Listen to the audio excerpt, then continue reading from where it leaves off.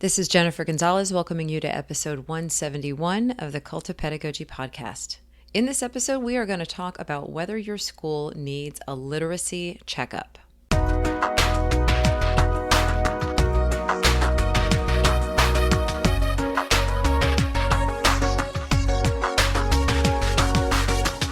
The word literacy has always kind of bugged me because it feels inadequate, meek, watered down, like one small item in a long checklist of things we need to make sure we do in school.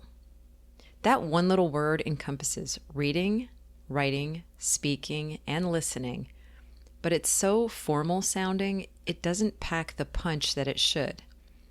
Because really, literacy is kind of everything. Without literacy, our students' ability to learn is choked off. Their personal growth is stunted. Their ability to advocate for themselves is blocked. Without literacy, a person has to depend almost entirely on other people to navigate their world. So, as a starting point, I'm taking a moment to give the word literacy its proper weight. One of our most important priorities as educators should be to make sure our students complete their schooling with the ability to read deeply, widely, and critically, to communicate clearly and effectively in speech and in writing, and to listen with care, empathy, and discernment. Accomplishing that is no small task. It requires a multifaceted approach with a wide variety of techniques over many years. What we're talking about today is how schools can figure out if they are actually achieving that goal and what they can do if they're not. The answer to this question doesn't come from test scores. It comes from comparing literacy best practices against what your school is currently doing. This is the work my guest, Angela Peery, does with schools. As a literacy consultant, she observes instruction in reading, writing, speaking, listening, research, and technology use, then helps schools identify areas for improvement. In the new book she's co-authored with Tracy Scheel, What to Look For in Literacy, Angela offers a complete set of tools schools can use to do a DIY version of the consulting she offers. Self-check instruments for determining how they're doing on all facets of literacy instruction, from PK through grade 12 in all content areas. I wanted to give you a sample of these tools, so I invited Angela to share a few of them. She's written a guest post over on the site that covers some of the basics that she looks for in reading instruction, writing instruction, and the school environment as a whole, along with a couple of checkup tools you can download and use yourself. In our interview, we go through those areas and talk about some of the key items in the checklists, things every school should be doing to give students the best chance at being literate in the fullest, most robust sense of the word. So as you're listening, just be thinking about whether or not there are just a couple of areas that your school might be able to improve in. Before we start, I'd like to thank Studio for sponsoring this episode. Today by Studio is a free add-on to Google Classroom, which allows students to track and plan all of their classwork, with tools that allow students to estimate how much time a task will take and divide larger tasks into smaller ones. Teachers can also track how each student is handling their workload over time. This is a valuable tool to share with parents during parent-teacher meetings to help each student plan their work and pace themselves for longer-term projects. Coaching students on being better organized has a direct impact on their grades as well as their long-term success, and together we can make a difference. Today is free for individual teachers. School and district plans come with added features like timetable import, student-entered tasks, and LMS integrations. Visit studio.co/pedagogy, that's studio.co/pedagogy, to create your free account now and get your students planning. Support also comes from Scholastic Scope magazine. Scholastic Scope is a powerful middle school resource that builds stronger, more engaged readers and writers. All year long, your class receives fresh ELA content in the format of your choice, print, digital, or both. Your students will love reading Scope's thrilling stories, discovering new genres, watching amazing videos, and writing about everything they've learned. And you'll love that every story and activity builds core ELA skills from summarizing to synthesizing. Visit scholastic.com/scope to learn more and use the code 2021 to save 20% on your order. Now here's my interview with Angela Peery about literacy checkups. Angela, welcome to the podcast. Thanks. Welcome back, actually. I think this is your second time. I don't remember. I know. Well, you've written another thing about co-teaching, but I don't remember if we actually recorded an interview. We are going to be talking today about literacy audits and literacy in schools. So before we start to get into all the details, just for my audience's sake, tell us a little bit about the work that you do to help schools improve their literacy practices. So I have a small team of consultants who help me. My main work the last 2 or 3 years has been conducting what we call literacy instruction audits, and also implementation reviews that are a little bit less involved. But a literacy audit is really a top to bottom review of the literacy instruction practices, policies, everything literacy in a single school or in a system or in a part of a school system, such as a certain cluster of schools. We also do what we call implementation reviews, which are a little more focused, and that's where we go in and look at a certain initiative, something like guided reading or writing workshop, and we collect information on that. And then, of course, also, as most consultants do, I do coaching, consulting, and presentations focused on effective instruction in general, but really the last few years, very focused on literacy instruction. Got it. And so this interview came about from a conversation you and I had a couple of months ago, where you were telling me about the fact that COVID hadn't seemed to impact anything at all about changing the way that we did literacy instruction. And you were really sort of bothered by what you were seeing in the schools.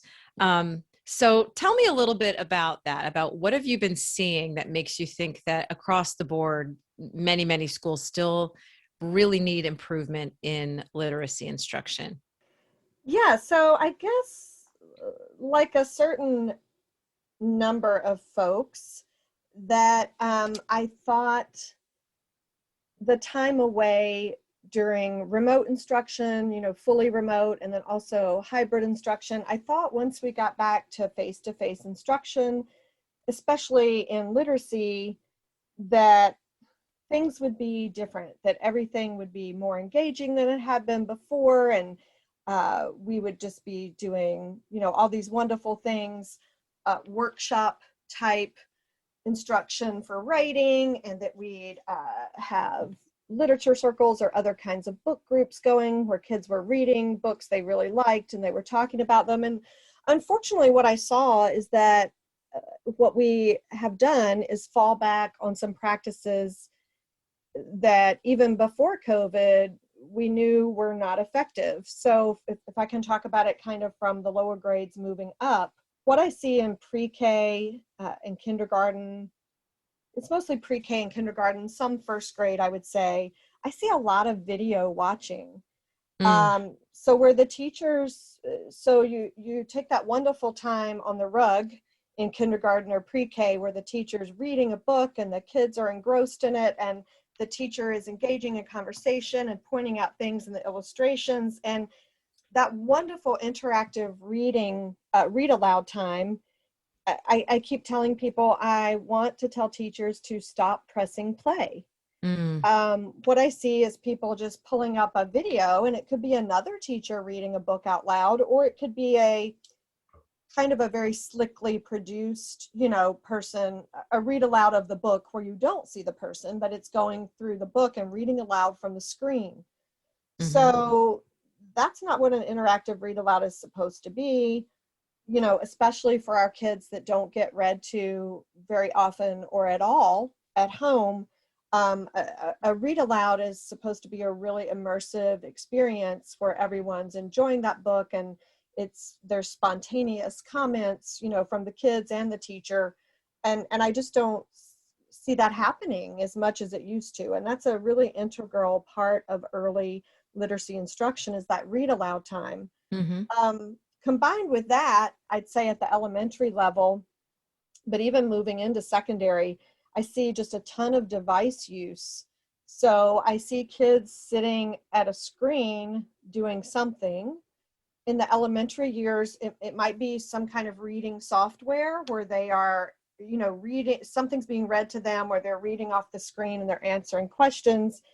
As it moves up the grade levels, the quality of what's being done on that device changes. And of course, the older the kids are, starting at upper elementary, they've got a bunch of other tabs open and they're not doing necessarily what the teacher wanted them to do. So I see a lot more device use. And it's almost like the lessons that some of the things that kids were doing remotely, that now they're doing the remote instruction while they're sitting in the room with a real live teacher. And Right.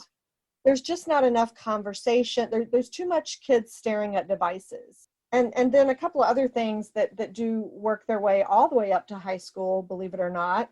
And I always reference one of your blog posts about friggin' packets.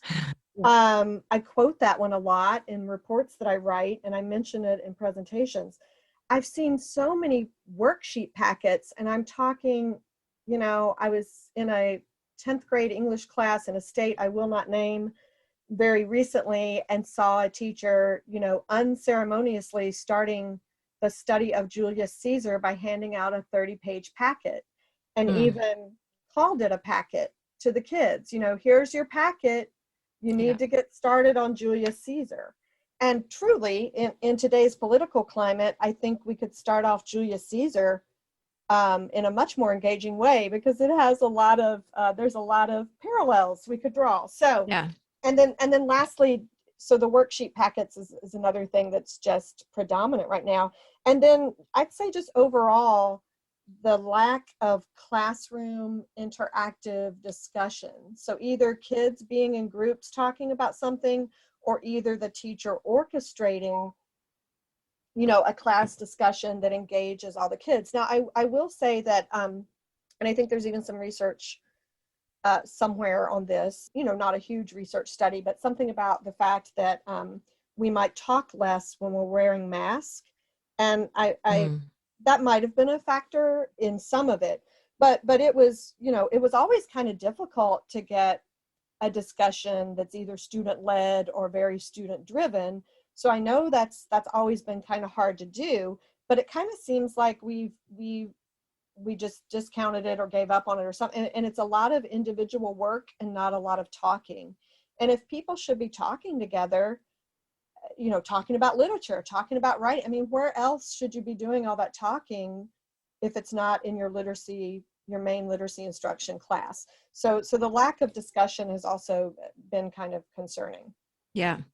You have written a blog post go with this interview that we're going to be publishing the same day as this interview. And one of the things that you said that really struck me is that you feel literacy is one of the most pressing civil rights issues of our time.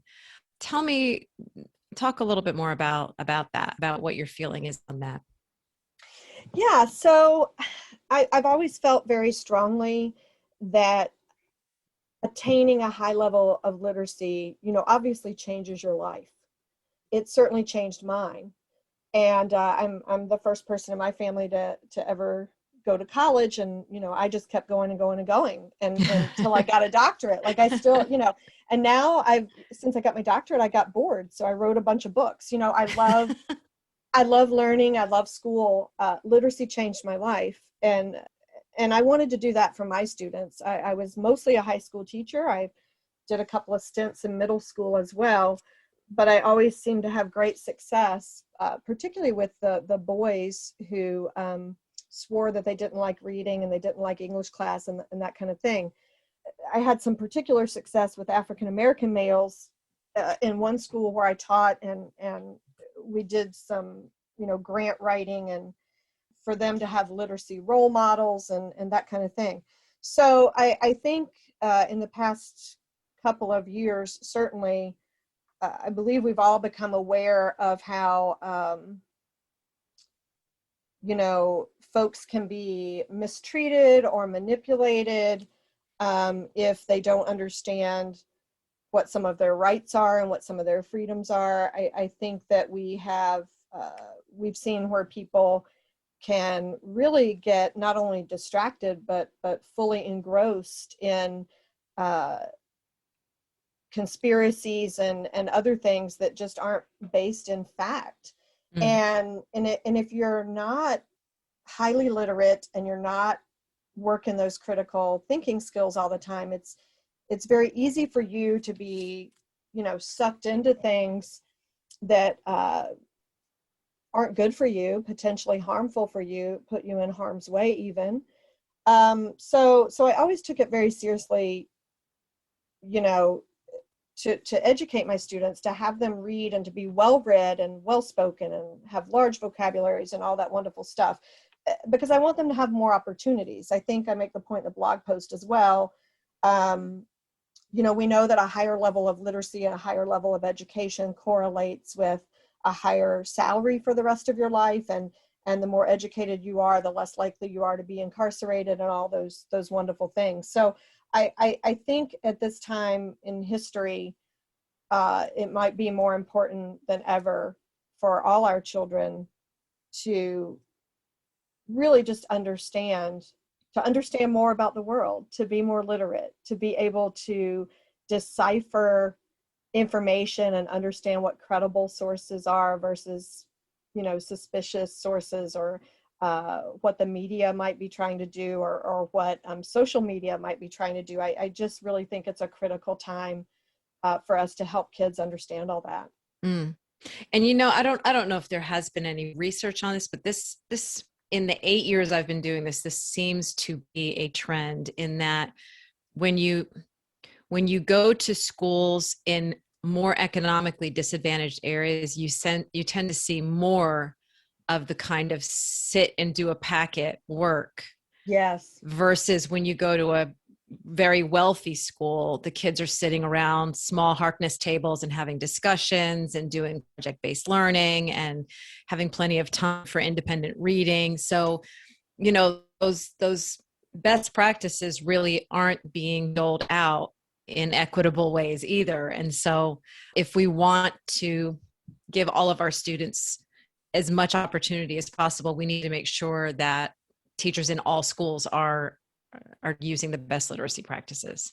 Yeah, I mean, as you pointed out, and I think we could probably go back 20, 25 years, the practices were not equitable to start with. And now I feel like it's worse. Yeah. Yeah. And COVID also, I think another thing related to what you just said is that, a lot of teachers have chosen during COVID to leave the profession.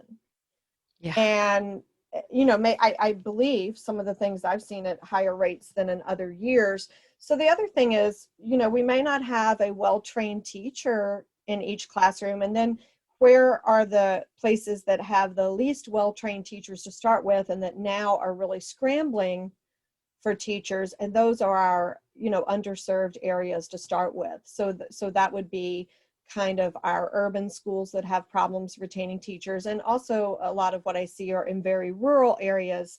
Mm-hmm. And as you noted, in both those types of places, in some areas we're dealing with very impoverished families and students who really, everyone needs great literacy instruction, but some of our students really need it desperately. Yeah. So I think, I think this is a time I think we could really change for the better, and we need to grasp the moment and do that.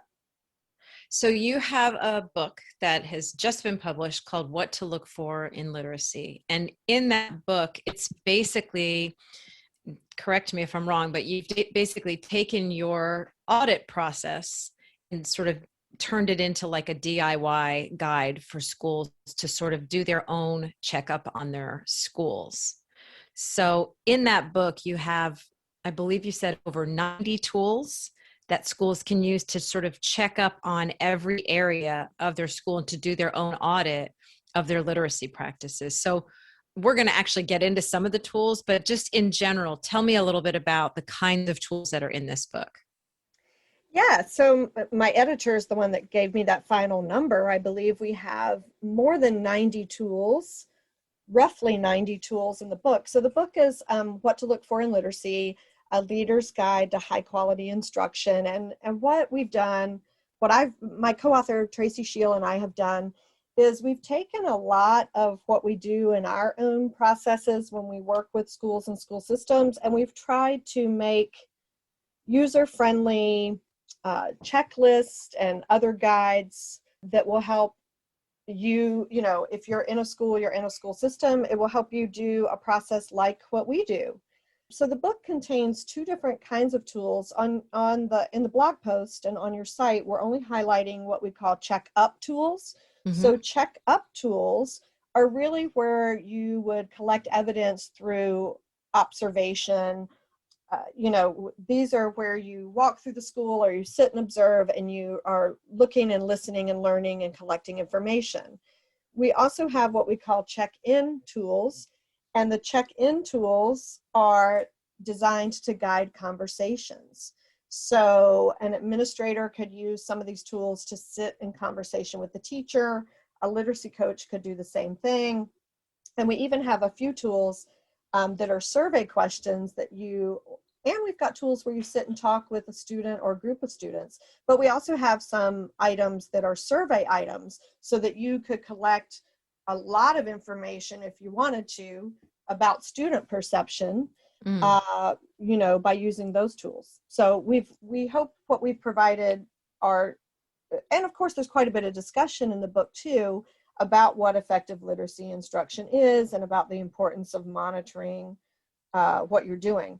But what we hope we've done is provide enough tools that if you wanted to do a really extensive process, you could Mm-hmm. use every tool that's in there.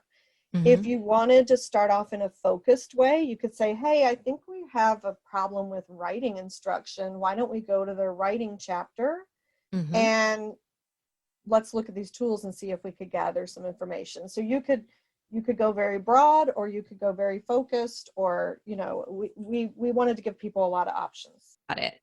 And so the book covers reading instruction, writing instruction, the environment of the school. It includes things like technology use and research practices. Yep, and speaking and listening. And speaking and listening. Okay. And so it really covers the whole spectrum of what we mean when we say literacy.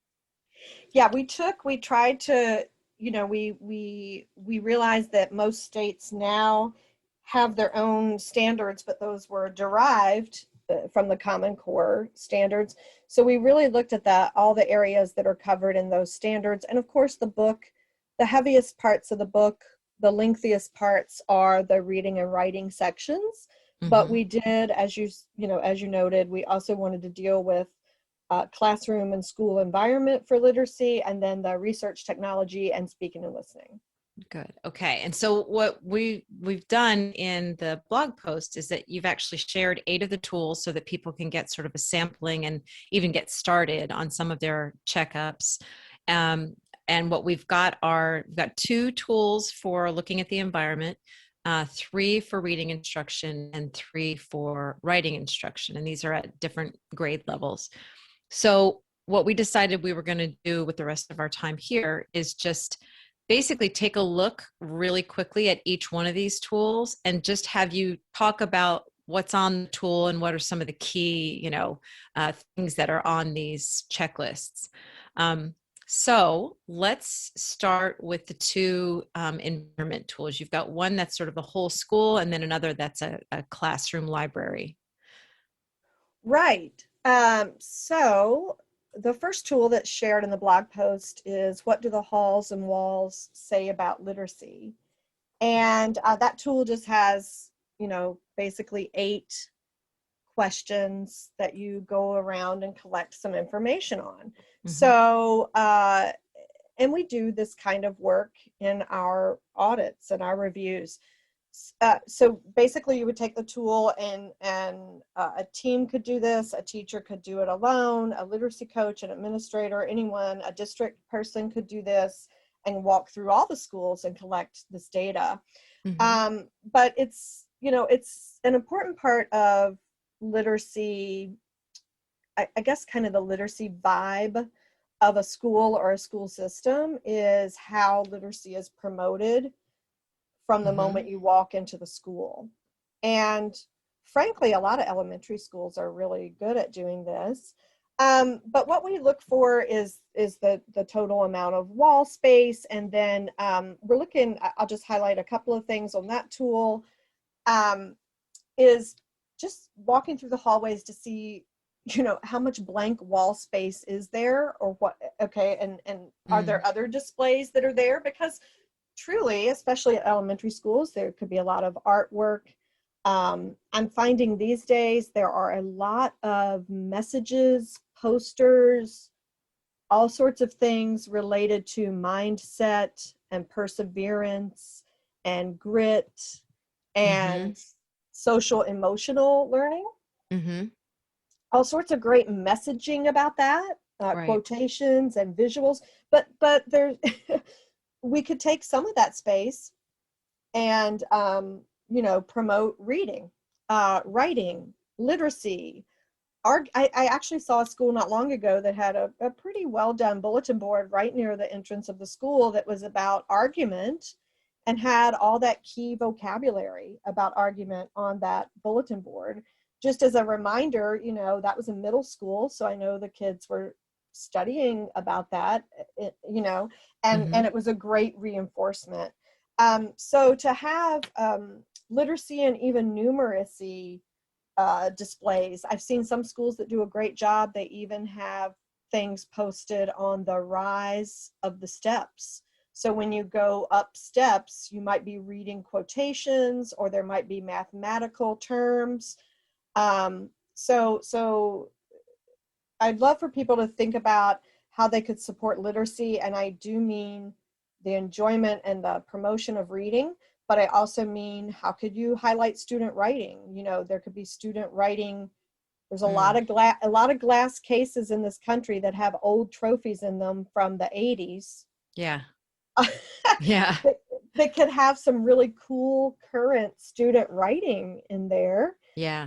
And then vocabulary. I do see some schools that have some great displays about the important terminology in the various disciplines, and that supports the kids as they're walking up and down those hallways. They're seeing those words, they're talking about them. If you're in an elementary school and you're waiting in line to get in the cafeteria, or you're doing the bathroom break, to have things on the walls that you can talk about and that support learning is, that's, it helps you extend that learning out into the hallways. Yeah.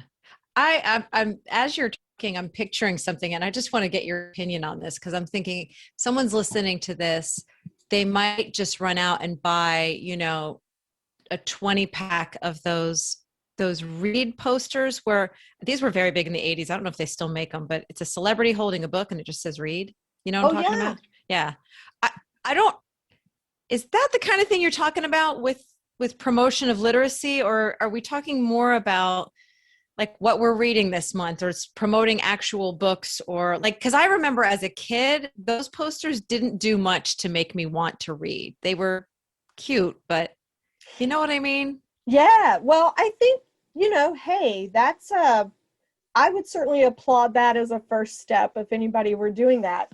I think this has to be done. I think the promotion of literacy throughout the school, in the hallways, on the walls, throughout the building, I think the school principal and the school library media specialist need to be the people driving those efforts and Mm-hmm. collaborating with teachers to do that. Because the school library media specialist is the person that is you know most well versed, in literacy and information and media and all that. And I think when I've been in places that have a really great media specialist, then everything just kind of flows from there. That there are, let me just name some of the things I've seen that are very effective. So displays of important terminology, that's always going to be important. Some literacy words, some mathematical words, like Mm. kind of in the hallways, just the words, or words with images that help kids remember the words. That's great. Mm-hmm. I've seen student displayed book reviews. Mm. So where kids are and usually a great librarian is managing some of that. So those are posted near the library, and kids can, I mean, these can be, I've even seen some that are done, on something as small as a decent sized Post-it note, like you got to read this book, or Yeah. um, so kids recommending books to each other. I've seen, so this doesn't have to be elaborate displays created by the school personnel. We can get kids involved in this. There's a librarian in Fargo, North Dakota, who blows up a book cover to a huge size, every couple of months, like one or two book covers of very popular young adult books, and hangs them outside the library. And what do you know? Every time she does that, the request for those books goes up Mm. 30%. So, Yeah, I could totally see that. yeah, so that's more effective than the celebrity sitting there saying, Yeah. hey, right? Yes, yes. So similarly, you've got another tool that's just specifically about the classroom library. Right. So within your own classroom, if you are an elementary teacher, or at the middle and high school levels, if you're an English language arts teacher, it's certainly um, really important for you to have a classroom library. And we do see teachers of other subjects at the secondary level with smaller classroom libraries. And I'd say the social studies history people are probably the best at that. Um, but there are guidelines for classroom libraries about how large they should be and what they should be made up of. So there is a tool in the book that helps you do that, and that'll be in the blog post. Mm-hmm. Some of those recommendations I've adapted and used, material from Scholastic. They've been kind of the leaders the last 20 years of, especially focusing on independent reading and kids' access to books. So, if you look at that tool, it's certainly meant to be kind of a reflection tool for an individual teacher to just go through their own collection and to answer the questions, yes, no, I'm not sure. For a school system, what we do find when we do these audits is that the libraries are quite inequitable. Mm. And we find some teachers that have huge classroom libraries, as I did in my ninth grade English classroom. That's what I most frequently taught. But guess who bought all those books for my ninth grade English classroom? Me. I bought a lot of them at Mm-hmm. yard sales, and I got donations and all that. So we want school systems to fund really good libraries. And if you look on that tool, the first item is about the size of the library. And the Mm. guideline at elementary is about 30 books per student. So 30 books for 20 or 25 students that are in that classroom all day. Or, if you're at secondary level, we're talking a collection of about 300 books or more. Yeah. So, and then we also talk about the variety. Do you have a variety of both fiction and nonfiction? Do you have it labeled and accessible so that students, if they know they like books about vampires, they like that kind of thing, they can go to that section and get that kind of book. Similarly, if it's someone who likes to read realistic stuff, or they're really into animals or whatever, that they could also go find that. So the tool is meant to be reflective, and I think for schools and systems it could be very useful.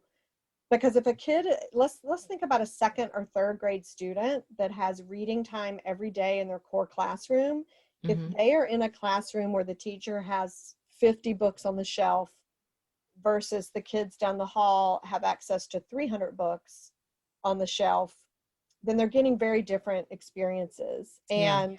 And there is research, and I think I cite it in the blog post, about when books are at kids' fingertips right there in their classroom. I understand they can go down the hall and go to the school library. I understand that they can also access books on a device.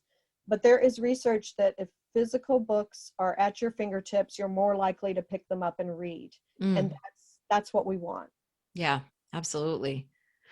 Okay, so those were just two of the many environment tools that you have in the book. Let's move to reading instruction. You've got three different tools for schools to assess their reading. You've got the early years, PK through 12, middle and high school, and then, sorry, I'm going out of order, and then grades three through five. So Right. pre-K, elementary, and middle and high school. So let's just, tell me a little bit about what's on each one of these. So we do, um, in the reading chapter of the book, we have, it's the longest chapter in the book because we want to make sure we're paying attention to those 5 pillars of reading instruction that have been around since the National Reading Panels report in the year 2000. So that is phonemic awareness, phonics, fluency, reading comprehension, and then also vocabulary development. Mm-hmm. So what I've shared here, everything in the book is broken into different levels. So there are 4 levels. The early years, we call it, and that's grades pre-K through 2. Elementary, grades 3 through 5.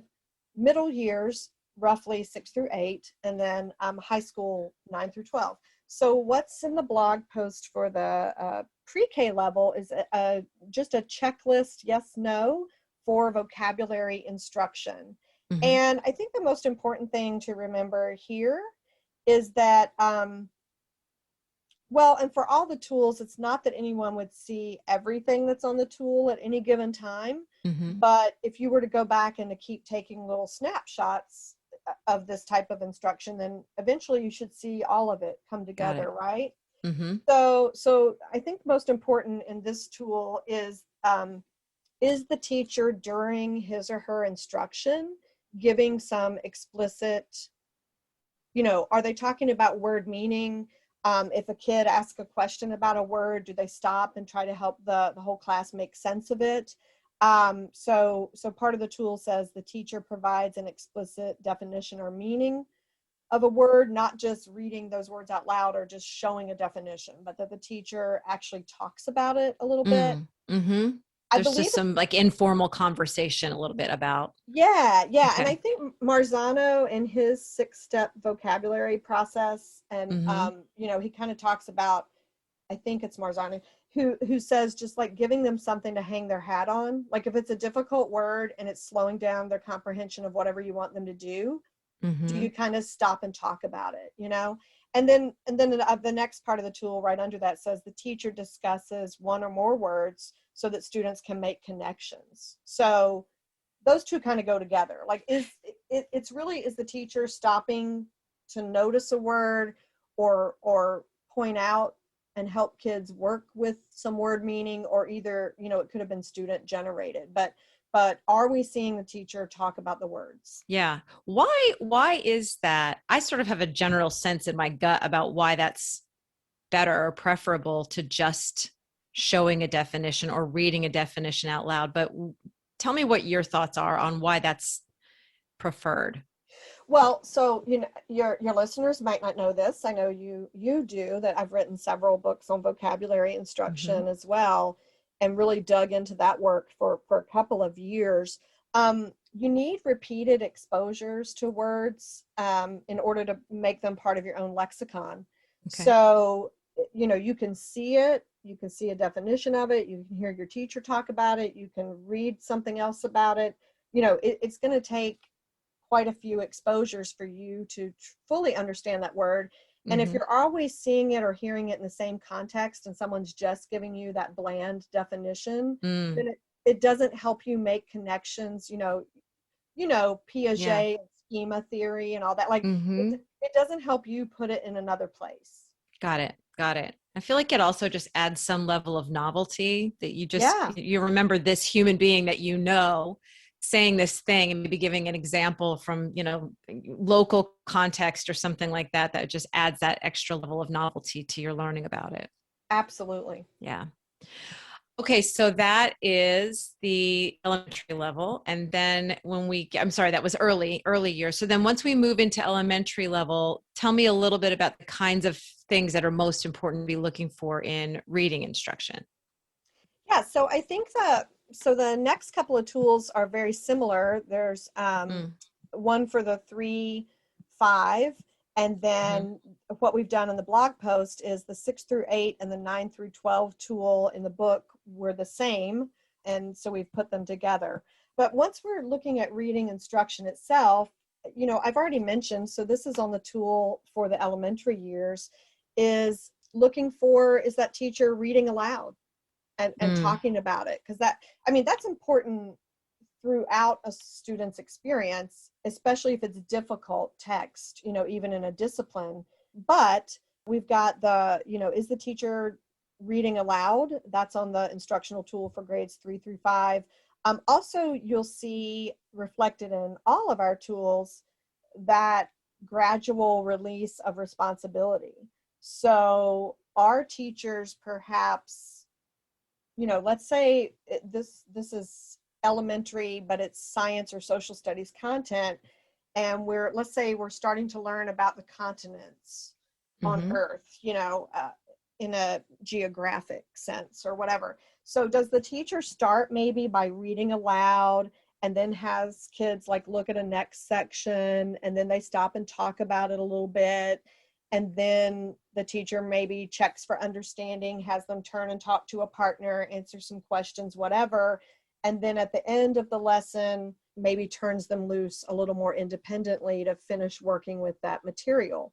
I didn't mention it at first, but I'd say another thing I've seen since we've returned to face-to-face instruction from, leaving remote instruction, Mhm. we do not see, I don't see the handoff of, what I see is teachers saying, here's the work, go do it. Yeah. Here's the reading, go do it. Instead of this, did I read them the title? Did we look at the photos or graphs or charts or tables? Did I read the first paragraph? Then we talk, like there's not that. And you'll see also reflected on this tool, what I'm also speaking about that goes with gradual release is when students are reading difficult material, have you done kind of that before, during, after framework? Did you Right. set the reading up, support them during the reading, or give them tools and strategies, and then check them after reading for understanding? Yes, just the teacher participating and integrating, like guiding the students into the work and then back out of it, Right. doing a little debriefing afterwards. Yes. Okay. Good. And so, what about middle and high school for reading instruction?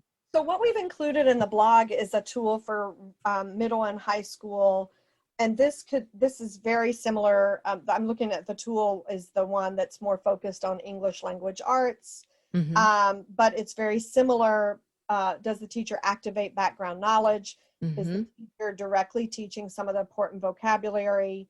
Are we using the before, during, after framework? And then the other thing that's included on some of these tools are specific named strategies that we know work for reading Hmm. comprehension. So what you see reflected here are 2, reciprocal teaching and jigsaw. So those are specifically named because there is a research base that indicates they improve comprehension.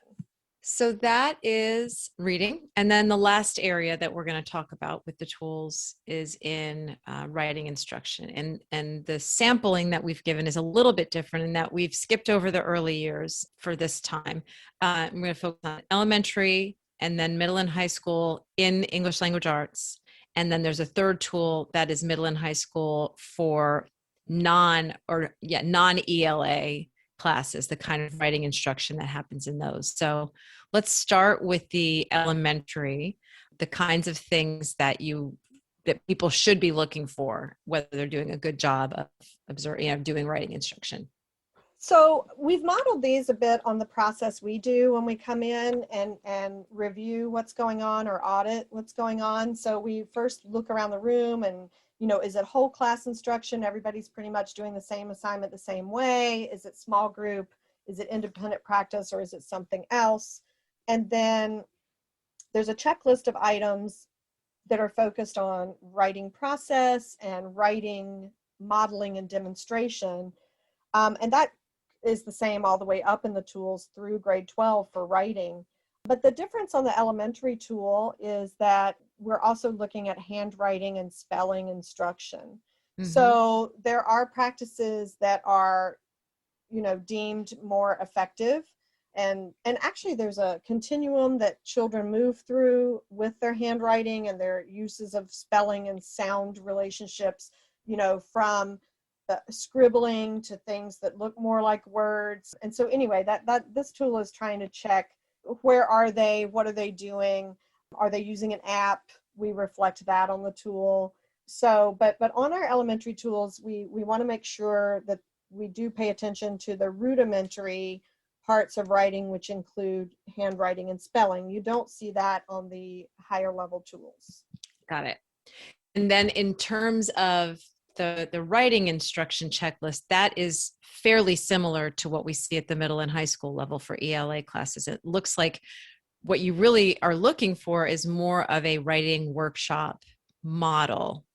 And I know just from watching my own kids go through school that that's just not happening as much as I would like to see it happening. Right. They're doing a lot of stuff at home on their own without a lot of guidance and then just sort of turning it in. Right. So looking at both looking at the writing instruction that's more kind of writing workshop oriented is definitely, you'll see on there, are students engaging in peer conferences? Are students conferring, with the teacher individually or in groups? And that's really at the heart of that workshop type model, is the feedback from peers and teachers, right? Mm-hmm.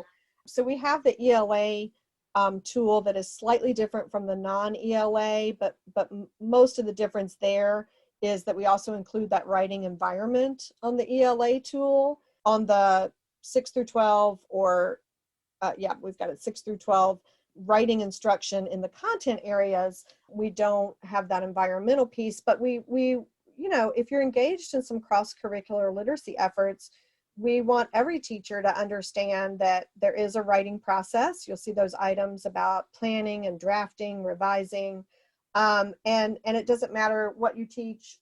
If you're assigning writing, you should also be providing an exemplar or modeling what you want. That's not exclusively the domain of ELA teachers. So we've got that on our tool.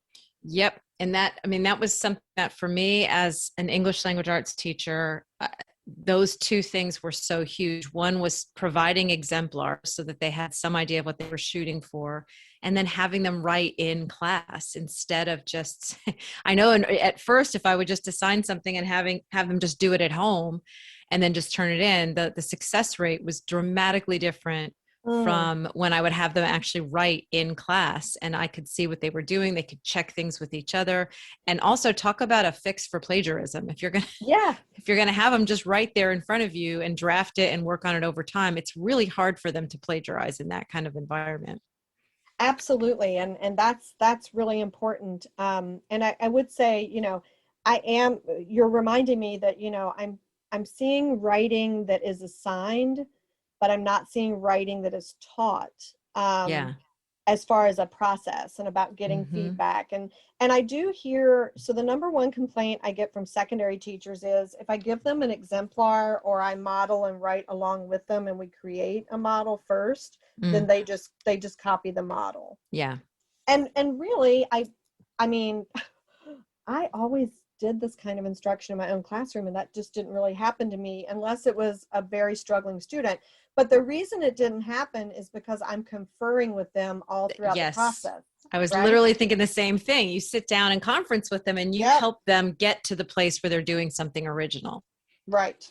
Okay. So what we have gotten here is we've got a great sort of starter set of tools that people can go and find. If they go over to the website and go to the podcast page, click episode 171, they're going to come to the page where we actually have, we've got these tools in Google Docs that people can just make a copy for themselves and use them.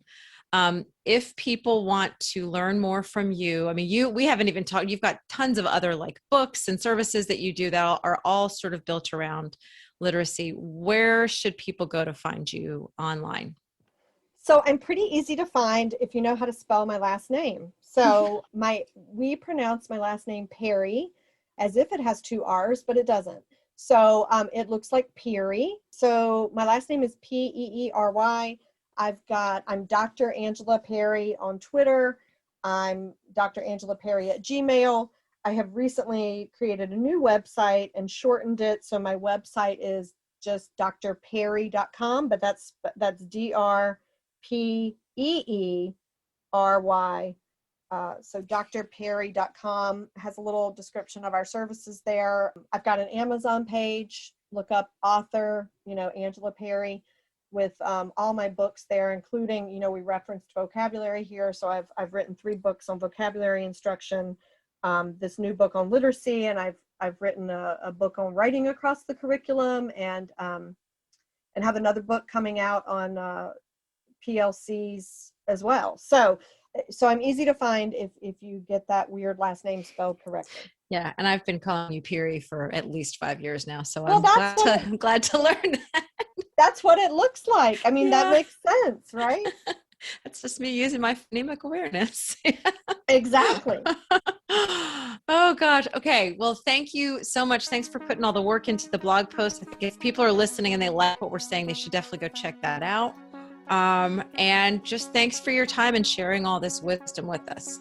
Well, it's been my pleasure to be with you, Jen. And I love Cult of Pedagogy. I recommend it everywhere I go, and pull up posts sometimes in working with teachers. So it's really quite an honor and a privilege to be associated with you. And thanks for having me today. Thank you. To read Angela's blog post, grab free copies of all the checkup tools we talked about, and learn more about her book, visit cultofpedagogy.com, click podcast, and choose episode 171. To get a weekly email from me about my newest blog posts, podcast episodes, courses, and products, sign up for my mailing list at cultofpedagogy.com/subscribe. Thanks so much for listening, and have a great day.